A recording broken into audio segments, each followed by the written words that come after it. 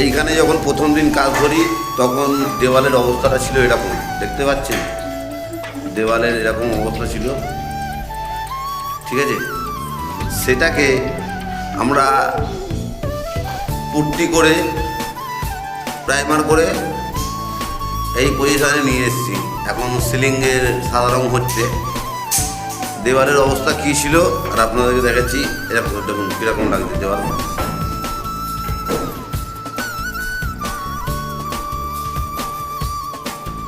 দেখেছেন। এই ঘরটাও দেখুন আগে কী ছিল আর এখন কী হয়েছে দেখাচ্ছি। আগে দেওয়ালটা ছিল কীরকম আর এখন আমরা এটাতে পুট্টি করে প্রাইমার করে দেওয়াল যে উঁচু নিচু ছিল সেই উঁচু নিচুটাকেও আমরা পুরো বন্ধ করে দিয়েছি। পুট্টি করে নতুন করে পুট্টি হয়ে প্রাইমার হয়ে এইটাকে এবার কালার চাপানো হবে। এটা দ্বিতীয় পর্ব, ফার্স্ট পর্ব তো আমি দেখিয়েছি, দ্বিতীয় পর্ব, ঠিক আছে।